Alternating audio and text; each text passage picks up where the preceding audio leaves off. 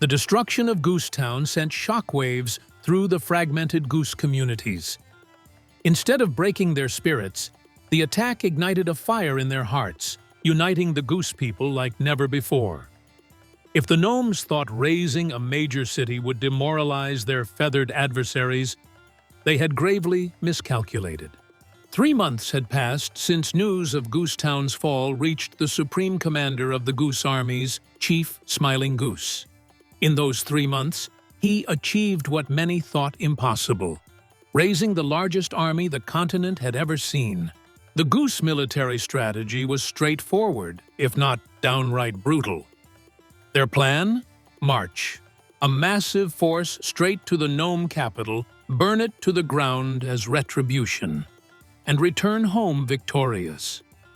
Estimates place the size of the Goose army at an astounding 250,000 to 300,000 goose men and women, conscripted with one singular goal: vengeance. At the helm of this operation was Chief Smiling Goose's private elite force, a fearsome contingent of 20,000 veteran goose riders, renowned for their hit-and-run tactics. While the goose people lacked any significant air force, their resolve to dominate the ground was unwavering.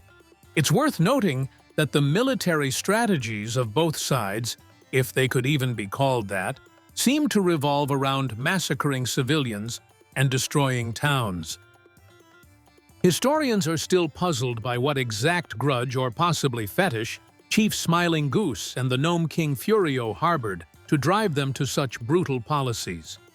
The logistical challenge of moving such a massive army across 600 miles to the gnome border was immense. However, the Goose people were highly motivated, driven by their thirst for vengeance. 4 months after Goosetown's destruction, the enormous army was finally ready to begin their slow but determined march.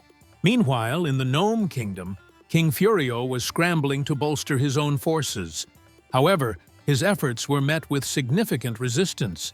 The gnomes, historically a peace-loving people, were horrified by the brutality unleashed at Goosetown.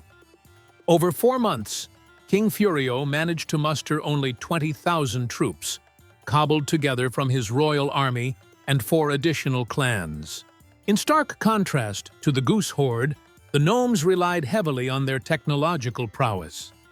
Their gnome gliders, capable of precise strikes, followed by swift retreats, gave them a tactical edge.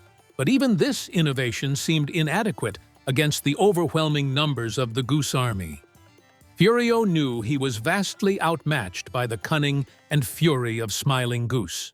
And so, as the geese began their march to the gnome border, the stage was set for the first major clash of the Gnome-Goose War.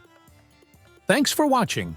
Next time, we'll dive into the Battle of Feather Fields, the first major engagement in this unprecedented conflict.